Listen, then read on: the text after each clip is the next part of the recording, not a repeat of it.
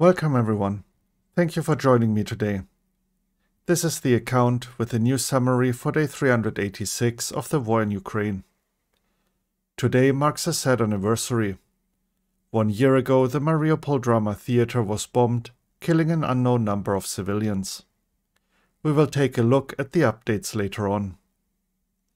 Additionally, I have 2 more short extra segments. One with an update of the Reaper drone incident, and the other one is about the latest UN report and findings.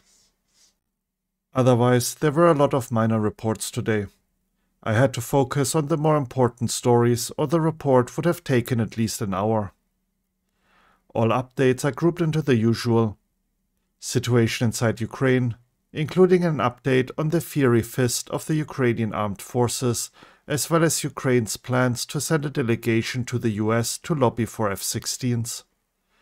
The occupied territories, with updates on the disappearance of Popasna, the preparation for defense of Crimea, and the death of Colonel Sergei Grachev.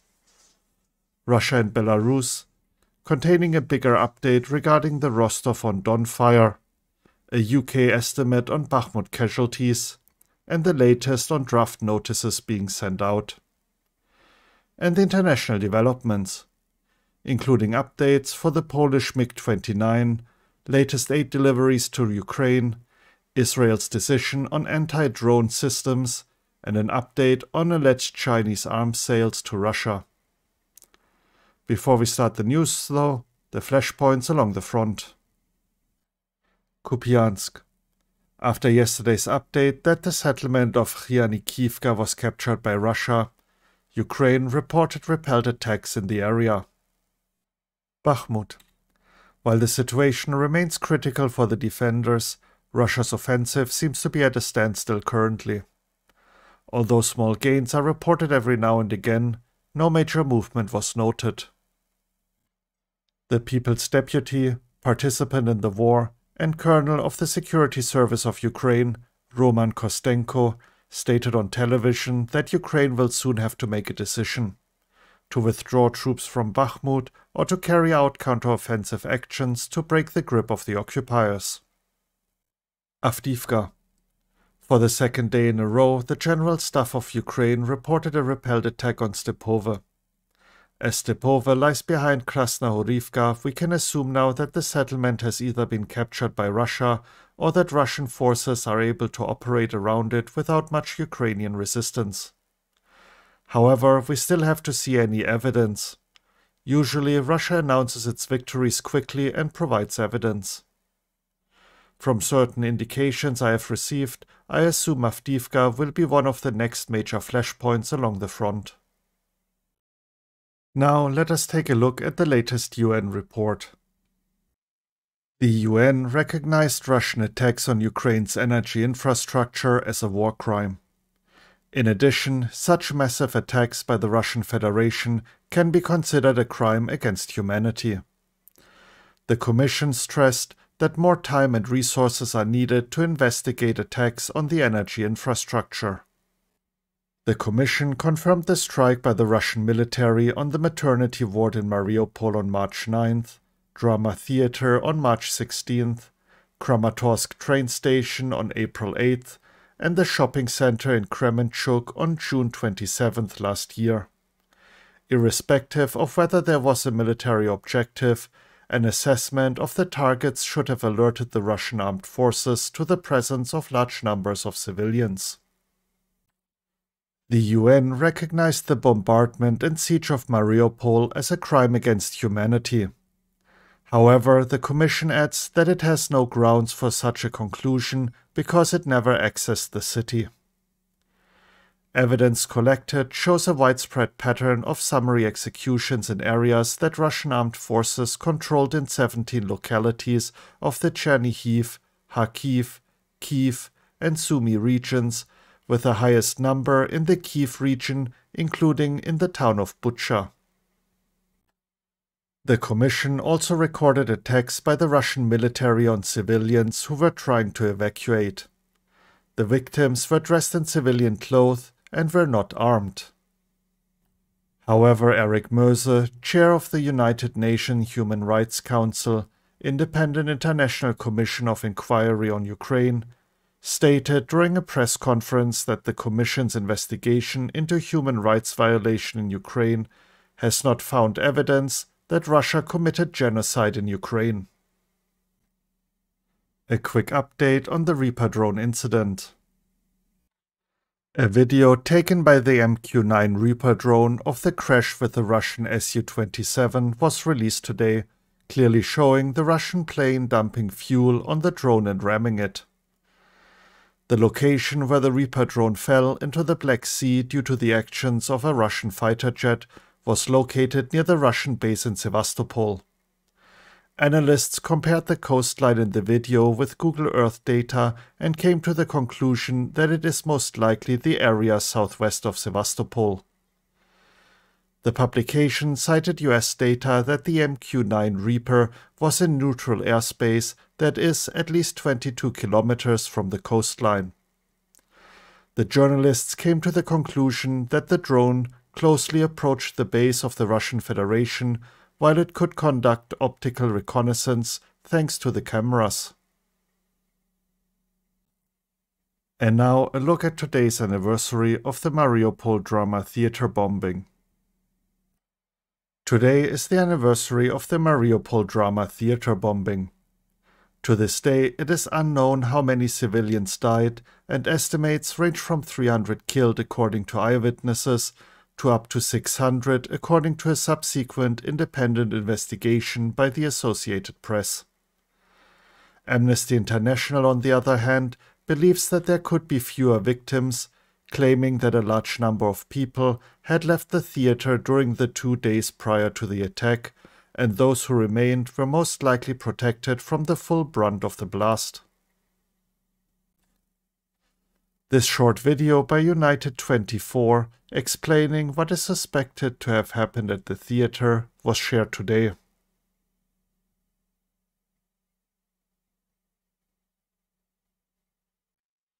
We might never truly know what happened. Nonetheless, the iconic satellite image of the bombed-out theater with the writing "Children" became synonymous with the brutality of the war. A look at all the minor updates out of Ukraine. Ukraine's upcoming counteroffensive has the United States fast-tracking the supply of weapons and the training of Ukrainian soldiers, with US Defense Secretary Lloyd Austin warning Ukraine doesn't have any time to waste. Vadim Skibitsky, representative of the main intelligence directorate of the Armed Forces of Ukraine, stated that Russia is using newly produced cruise missiles to immediately strike Ukraine. This could indicate that the large reserves that Russia had before the war no longer exist. Before, attacks happened every week, however now they are scaled down to once a month. A delegation of the Verkhovna Rada, headed by Speaker Ruslan Stefanchuk, is planning a visit to the United States of America to lobby for the supply of F-16 fighter jets to Ukraine. The Armed Forces of Ukraine use the Fiery Fist, which includes all available rocket and artillery power. It allows the Ukrainians to successfully destroy the Russian forces. As Serhiy Baranov, head of the main Directorate of Combat Strike Systems of the General Staff of the Armed Forces of Ukraine, explains, thanks to Western high-precision missile and artillery systems, the defense forces have combined and created a long-range Fiery Fist that hits so powerfully the Russians no longer have the ability to conduct an effective counter-battery fight. According to the General Director of Ukrohydroenergo, Ihor Sirota, Ukraine is studying South Korea's experience in protecting energy facilities from potential shelling by building them underground or in mountains. Next up, the latest regarding the situation in the occupied territories. The governor of occupied Crimea is planning to deprive anyone who does not stand up for the Russian national anthem of their citizenship. After the complete destruction of Popasna during the war, the settlement has officially been wiped off the map. The administration of the Luhansk People's Republic has adopted 11 city and 7 municipal districts. Popasna is not one of them. According to reports, an ammunition storage has detonated in Mariupol today. Air defense and sounds similar to the work of Grad multiple rocket launchers were reportedly audible in the city. Helicopters were seen flying towards the explosion. The Russian military keeps a powerful ground and aviation component in Ukraine's Crimea, building fortifications and preparing for defense on the occupied peninsula, Vadim Skibitsky, deputy chief of Ukraine's military intelligence, said. The commander of the Commandant Regiment of the 2nd Army Corps of the Luhansk People's Republic and the head of the Luhansk Republican branch of the Combat Brotherhood, Colonel Sergei Grachev, has reportedly died due to a serious illness. Moving on to the news updates from Russia and Belarus. In Rostov-on-Don, Russia, the building of the FSB border guard was on fire today. Russian social media reported explosions were heard. According to Russian authorities, the cause of the fire was a short circuit, and later, due to the spread of fire, containers with fuel and lubricants exploded. Videos showing the fire and a massive smoke plume were shared on social media.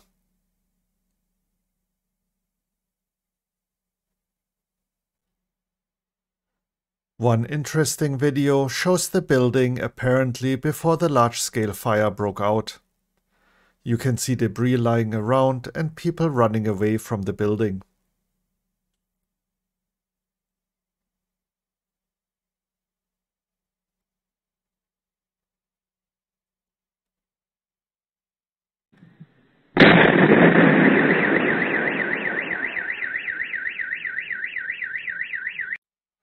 A CCTV video shared online allegedly contains the sound of a large explosion before smoke rises around the building. Natalia Humenyuk, head of the Joint Press Center for Operational Command South, reported atypical activity of the Russian Navy in the Black Sea. Russia deployed 20 ships and a large number of units of the auxiliary fleet ships. Most likely, the ships are searching for the MQ-9 Reaper drone. Nonetheless, Russia has 4 missile carriers on active combat duty with a total salvo of 28 missiles. According to Vadim Skibitsky, representative of Ukrainian intelligence, the Russian Federation is trying to obtain ballistic missiles from Iran, imports Russian weapons from Syria, and is also negotiating with African and Middle Eastern countries regarding the supply of ammunition. A UK official said during his speech in Vienna on March 15th that Russian military leaders have sacrificed military units and squandered strategic resources for small tactical gains. Russia is suffering extremely heavy casualty rates, military advisor Ian Stubbs said. Since May last year, between 20 to 30,000 Wagner and regular Russian forces have been killed and wounded in the area around Bakhmut alone. A huge loss of human life for a total territorial advance of approximately just 25 kilometers. Pavel Chikov, head of the international human rights organization Agora, reported that enlistment offices in 43 Russian regions have begun extensively sending out call-up notices to local residents. The summonses for military training, which can only be held after a presidential decree, cause the most questions as there has been no such decree yet, at least not published. While the article only lists 34 Russian regions, the Telegram list is being updated and now stands at 43. And to wrap up the news segment, the international developments. The Israeli government has recently approved export licenses for the possible sale of anti-drone jamming systems to Ukraine, 3 Israeli and Ukrainian officials said. Polish President Duda has announced the transfer of 4 MiG-29s to Ukraine in the coming days. Following Wednesday's Ukraine Defense Contact Group meeting, Spanish Defense Minister Margarita Robles has confirmed that Ukraine will receive 4 more Leopard 2 tanks in addition to the 6 already promised. According to unnamed EU sources, France was accused of slowing down the European Union's plan to ramp up ammunition supply to Ukraine by demanding that the shells be produced within the bloc. The Swedish government approved the decision to transfer 8 Archer self-propelled artillery systems to Ukraine based on an assessment of the country's armed forces. It was requested that the country's parliament include this as part of an additional draft budget. Sébastien Lecornu, the French Minister of Defense, announced the arrival of the first batch of French AMX-10RC wheeled tanks in Ukraine. Germany has handed over another package of military assistance to Ukraine, which includes artillery 155mm shells and rockets for Mars 2 multiple launch fire systems. The Danish Prime Minister Mette Frederiksen, commenting on Poland's decision to send MiG-29 to Kyiv, said that Western countries are now discussing the possibility of sending Ukraine modern fighters.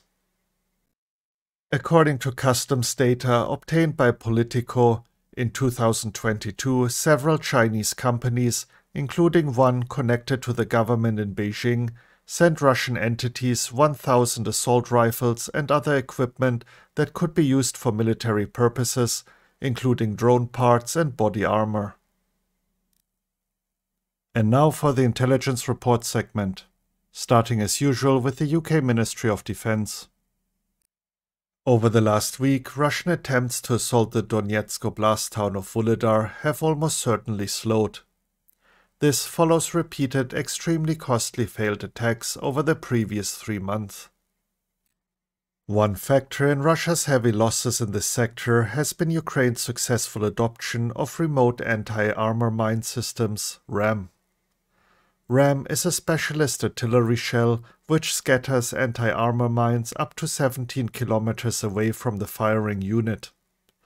In some instances, Ukraine has launched the mines over and behind advancing Russian units, causing disarray when Russian vehicles attempt to withdraw. Russia's only notable recent tactical success has been in the Bakhmut sector, which is dominated by Wagner Group mercenary forces, currently engaged in a public feud with the Russian Ministry of Defense. There is a realistic possibility that Russia's MOD has been insistent in its drive for success in Vuhledar, partially because it wants its own success to compete with Wagner's achievements. A look at the latest assessment by the Institute for the Study of War. According to the assessment, Russia's pace of operation has decreased compared to previous weeks. A spokesperson for the Ukrainian Joint Press Center of the Tavrisk Defense Forces reported yesterday that Russian attacks have decreased significantly, possibly due to significant manpower and equipment losses. The statement is consistent with the observation of the researchers. The Russian offensive in Luhansk, if it has not already, will likely soon culminate. Russia only made minimal gains, while Ukrainian forces managed to mount counterattacks and regain territory in Luhansk Oblast. Even committing additional forces is unlikely to reverse the culmination, as at least 5 Russian regiments have definitely been fully committed in this area, likely along with several others, but Russian forces have still been unable to make substantial gains. The number of attacks in and around Bakhmut has significantly decreased, particularly over the last few days, the Institute reports. Yevgeny Prigozhin, head of the Wagner PMC, has recently emphasized the toll that a reported lack of ammunition has on Wagner's ability to pursue offensives on Bakhmut, and said on March 15th that due to ammunition shortages and heavy fighting, Wagner has had to expand its encirclement of Bakhmut. Prigozhin, however, claimed that Wagner captured Zalizyanske, a tiny rural settlement located some 9 kilometers northwest of Bakhmut, which indicates that Wagner forces are likely conducting opportunistic localized attacks on settlements further north of Bakhmut that are small and relatively easy to seize. Recent Wagner gains north of Bakhmut suggest that manpower, artillery, and equipment losses in fights for Bakhmut will likely constrain Wagner's ability to complete a close encirclement of Bakhmut or gain substantial territory in battles for urban areas, according to the assessment. The experts believe the Wagner offensive will not be sufficient to seize Bakhmut. Further minor topics assessed were: international journalists reportedly obtained the Kremlin's long-term strategy document for destabilizing Moldova and reintegrating it back into Russian sphere of influence by 2030. Although the institute cannot verify the authenticity, the document's political lines of effort are consistent with recent Russian efforts to destabilize Moldova. Wagner Group financier Yevgeny Prigozhin commented on the reports about the dismissal of the Russian commander of the airborne VDV forces, Colonel General Mikhail Teplinsky, first reported on January 20th, likely revealing Teplinsky's affiliation with Wagner. The Russian State Duma adopted the law on punishment for discreditation of all participants of the special military operation in Ukraine on March 14th to foster self-censorship within Russian society. Continued Russian efforts to portray the war in Ukraine as existential to Russian domestic security by establishing additional air defense installations in areas that will never see hostilities is reportedly sparking internal backlash. Russian President Vladimir Putin used his March 15th meeting with the Russian Prosecutor General's office to continue to bolster his reputation as an involved and effective wartime leader. Russian President Vladimir Putin met with Syrian President Bashar Assad in Moscow, Russia, on March 15th. And to wrap up the report, the evening update by the General Staff of Ukraine. During the day, the enemy launched 2 missile and 16 airstrikes, as well as carried out 25 attacks from rocket salvo systems. The probability of missile strikes throughout the territory of Ukraine remains high. In the Kupiansk and Liman directions, the enemy conducted unsuccessful offensive actions in the areas of Ryanikivka, Crimea, Kuzmine, Verkhnokamianske, and Spirne settlements. In the Bakhmut direction, the enemy continues to storm the city of Bakhmut. Our defenders repelled enemy attacks in the areas of Orikhovo-Vasilivka, Bakhmut, Ivanivske, and Khihorivka. In the Avdiivka, Marinka, and Shakhtarske directions, the enemy carried out unsuccessful offensive actions in the districts of Kamianka, Avdiivka, Nevelske, and Marinka. The enemy continues preparations to resume the offensive on Vuhledar. The enemy is defending in the Zaporizhia and Kherson directions. Russia continues to export looted grain from Ukraine.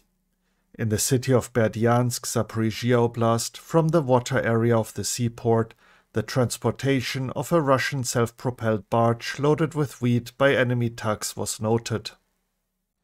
Forced passporting of the population of the temporarily occupied territory of the Zaporizhia Oblast continues. In the city of Tokmak, the so-called Russian occupation authorities, together with representatives of the Russian FSB, threaten local citizens of Ukraine who refuse to receive passports of citizens of the Russian Federation, with the removal of their children to the eastern regions of Russia. The parents themselves are threatened with deportation to Vasilivka, Zaporizhia Oblast. And that concludes today's report. Should you be interested in the details of any articles I mentioned, you can find links to them in the description. If you enjoyed the report and found it informative, please consider sharing it with others and giving me a like. I hope you will join me again tomorrow. Thank you for tuning in and have a great day. You were listening to The Account. Slava Ukraini.